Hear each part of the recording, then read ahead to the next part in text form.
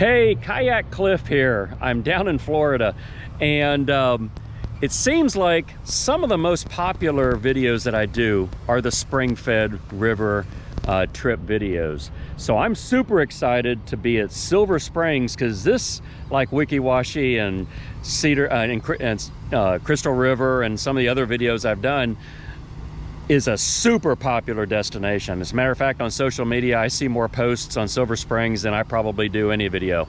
So I've been real excited to get down here.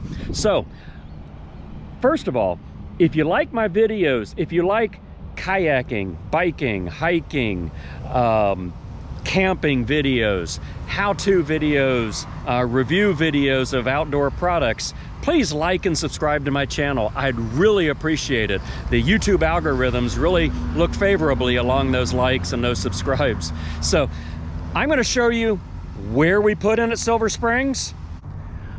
I'm also going to show you where you take out. It's going to be a 6-mile paddle. I'm also going to turn around and kind of go against the current, because I've heard a lot of people like to go up against the current and do both ways. So I'm going to do that a little bit, see how strong the current is, let you guys know in case you want to do a 12-mile paddle. But hey, we're off and going to Silver Springs.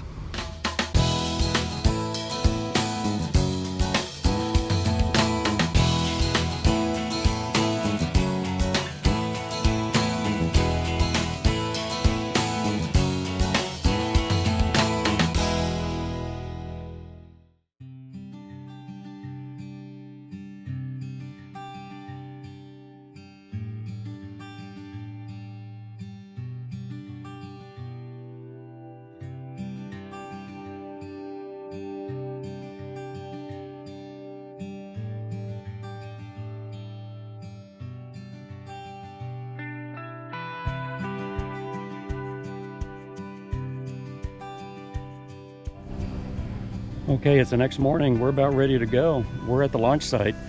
At Silver Springs, there's no charge to get in, so you can just come in with your own kayak, drop your kayak, and go. You can utilize them to pick you up and bring you back to your car, or you can drop 2 vehicles or whatever. But there's full kayak rental services right here in Silver Springs Park. And then there's appears to be other companies that come out here with paddle boards, and like here's crystal clear kayaks, and in a crystal clear river, that would be kind of nice. So it looks like there's tons of options here if you don't have your own kayak.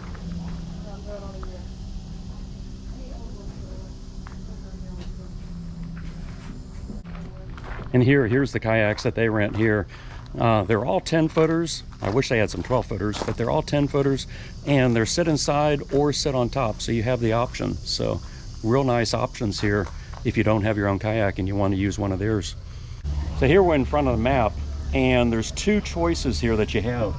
And I think for the most part, a lot of people that come out here and rent, they just do this Ross Allen Island, and it's just launched from where we are right now, and you do a circular pattern, and that might only be like a mile or something, but you're going to hit the head springs and you're going to see all the big springs.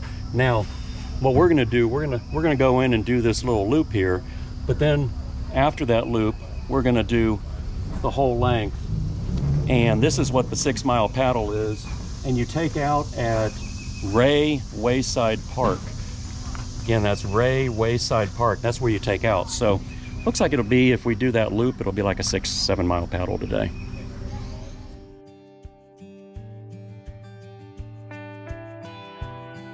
There we go.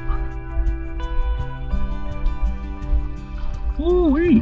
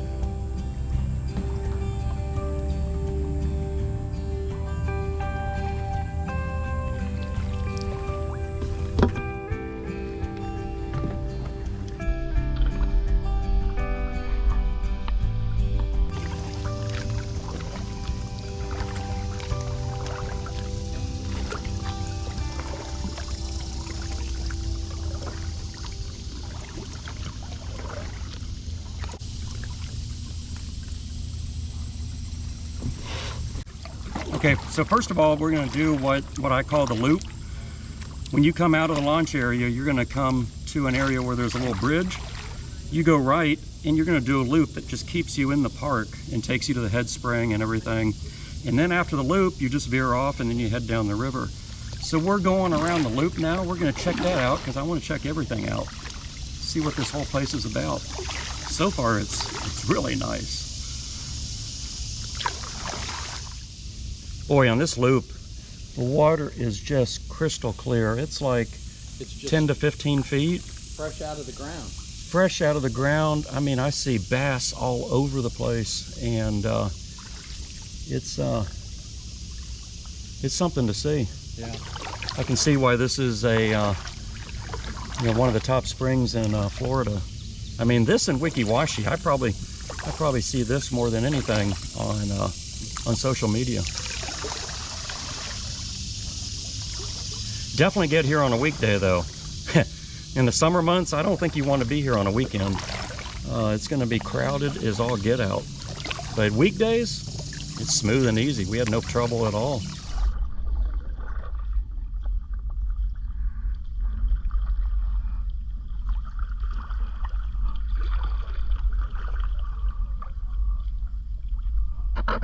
Boy, I see my first gator here. He's a little 5-footer maybe. But it's funny because he's right here camped out next to a sunken boat. Which is that kind of foreboding or what? Hope we have a good trip and we don't sink with a gator near me.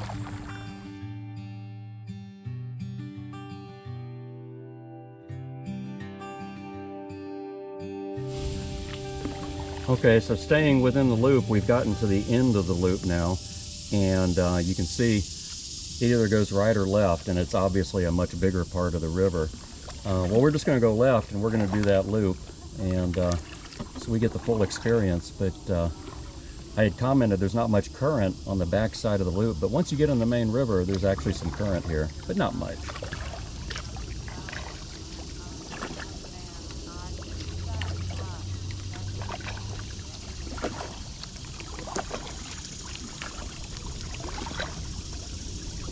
And actually, a lot of the questions I get for like Wikiwashi and Ichitucknee and Crystal River, a lot of the videos I've done, a lot of people have asked, well, do I have to put in at the beginning? Can I go to the end and just leave one car and put in and paddle up the spring?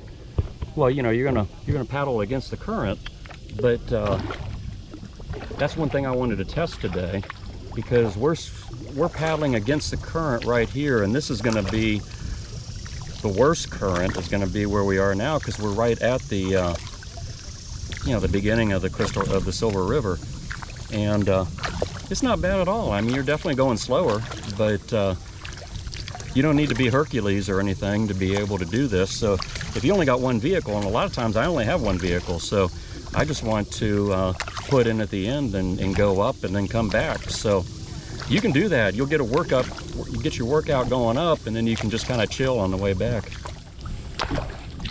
But as Gordon just pointed out next to me, they do have a shuttle service, and you can just put in at the beginning and paddle to the end and pay, what was it, Gordon, for the pickup? $15 for two? Yeah, $15, and they'll load your kayak up and put you in a van and drive you the 6 miles back to where your car is parked at the beginning. So you got options, and that's good. I like options.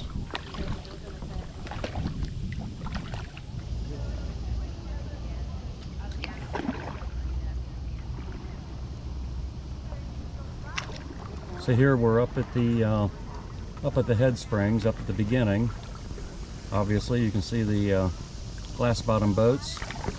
And then over here to the left is that loop. But I think we're just going to turn around and go straight and take the 6 mile paddle back to the takeout point now, because we've already been on the loop side. One thing that's kind of a bummer is whenever I'm at these things, I always like to jump in where the head spring is, where the main spring is put my flippers and mask on and dive down, and you can't do that here. You're in the state park part of it right now, where that loop is, and you can't swim. You can't even fly a drone, so I didn't bring my drone with me today. But you can't do any snorkeling here. Once we get out of the main park area, then we can hop in the water and swim and put this flipper and snorkels on. So there'll probably be some areas where I want to do that. Okay, a little note about the head spring here. It's 45 feet deep, and with some of the B-roll I have, you can see down in there. Sorry I'm not able to get in there. I would love to dive down in there, but it's 45 feet deep, and I think they started doing glass bottom boat tours here like around 1905, 1910, in that area. So this place has been it's actually been a tourist attraction in a way, from the research that I did prior to the Civil War. So like a few years prior to the Civil War, there were people coming here, and it's just always been one of Florida's biggest attractions. Not that all this stuff was here back then, but they started having glass bottom boat tours. I guess that was real glass back then, because they didn't have plexiglass. As early as, I think, the tour guide that we just kind of hung around and listened to, I think, didn't he say 1905? Yeah, 1905. So pretty big bit of history here.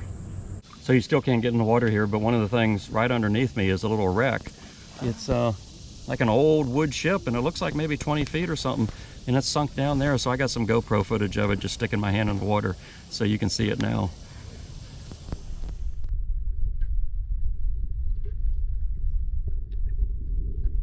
Right down there. Oh yeah, I see it.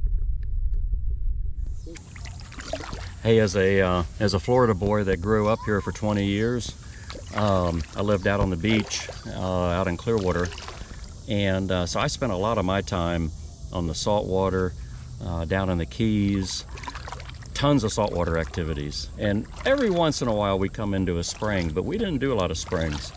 And I tell you, if you come to Florida and you only go to the beaches, you're only getting half of the Florida experience. There's so many springs in Florida, and they're just so cool and refreshing. And heck, if you come in the winter, it feels cold now at 72 degrees to hop in the summertime. But I've been here in the late winter when it was like 55, 60 degrees outside, and the water actually felt warm because it was warmer than the outside. So come to Florida, do the springs and the beaches if you're coming for the full experience. But don't forget the springs, because there's just so much to see in these beautiful areas.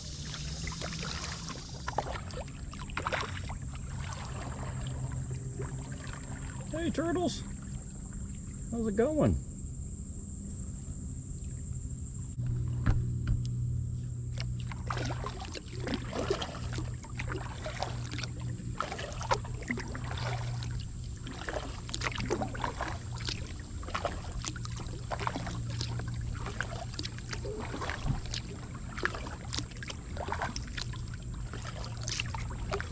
Okay, we just had somebody pass us, and they say that there's 3 manatees about 75 yards back, so that means about 25 yards now. So hopefully we'll see some manatees, and I can stick my camera under and see them.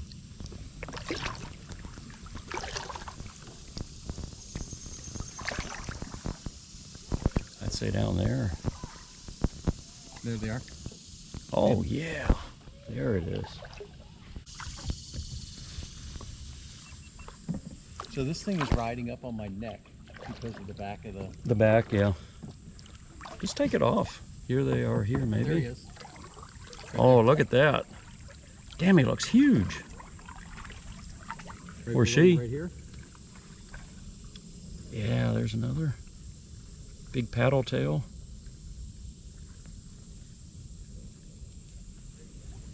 You want to go past him again? Nope, I got it.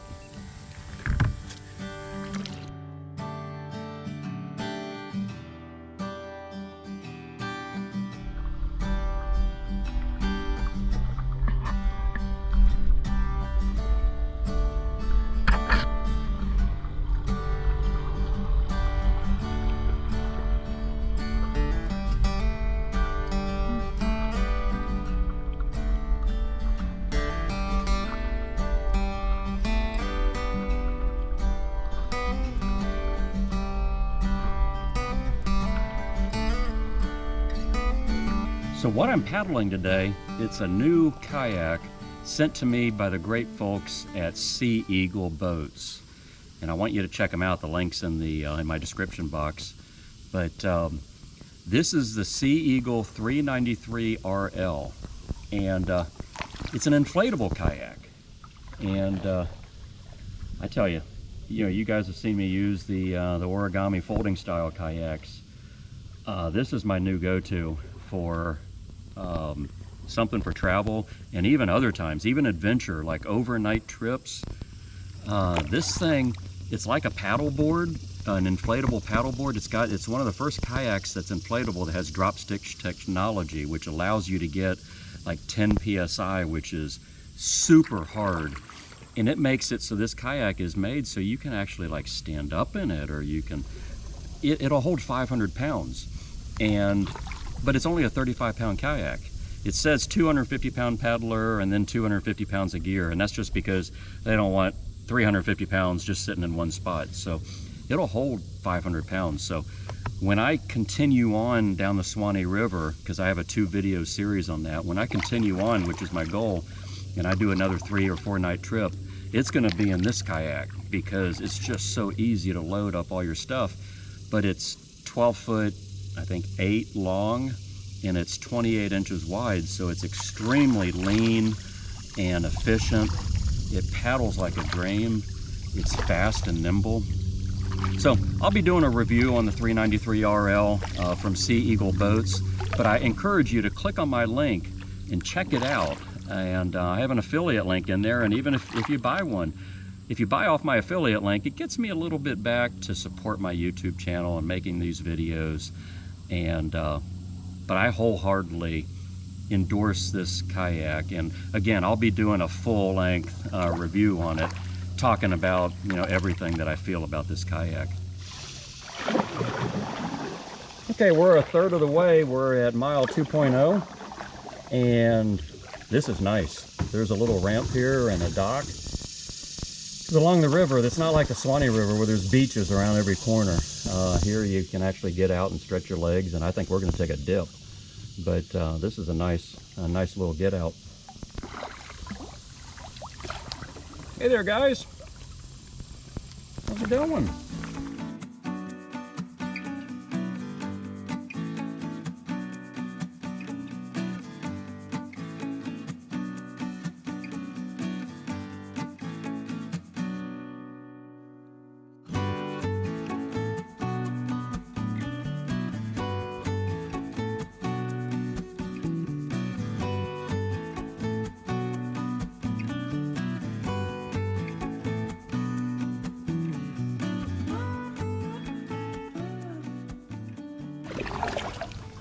So hey, the last couple of years in my videos, I've been wearing what was my favorite sun hat, and back then it was the Cool Sunblade, K-U-H-L Sunblade, and hey, it still is a great hat. The only thing I didn't like about it was there was an extreme curve to it, and it was real hard to pack, like in a suitcase or a backpack or anything like that. It didn't conform too well. So, in the past year, I've seen this company, Shelta, and I'll put the link in the description box, Shelta hats. And what they've done is they've put a rigid brim, and they have 4 different widths. This is like the medium width. And it's a rigid brim, and their claim to fame is that their hats will stay on your head and not contort up to 45-mile-an-hour winds. So, basically it's got a chin strap, and you can run the chin strap behind and hook it to a hook if you don't want it in your face. But it's got a chin strap. It's not going to contort in the wind, and it doesn't lose its shape when it gets wet either. I absolutely love this hat, and unlike my last one, it's perfectly flat, and it goes in my suitcase or backpack or wherever I want to put it without warping it and bending it out of shape. So I'll put the link in the description box. Shelta hats, I highly recommend it.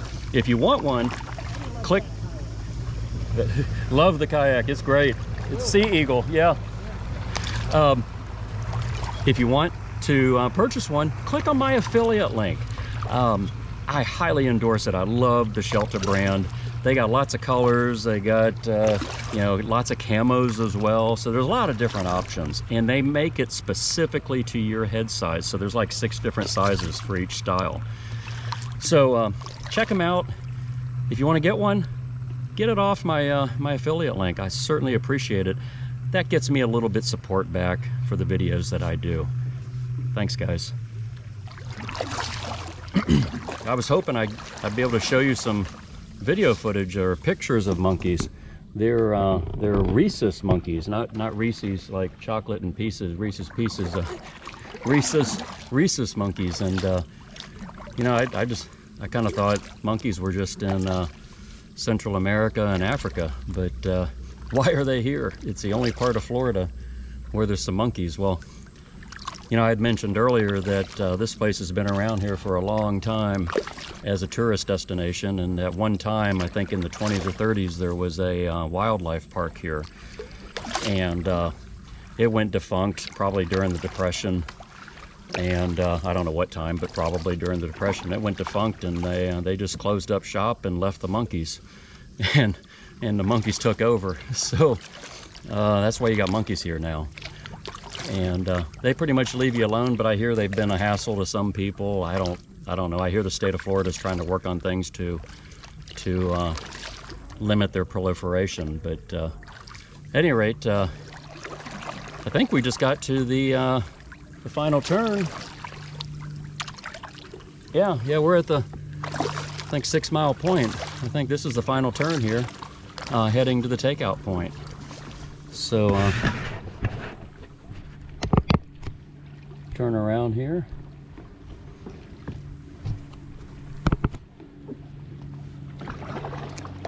Yeah, the water's all mucky in here because you can tell from prop engines that have come through here. But yeah, here's the takeout point.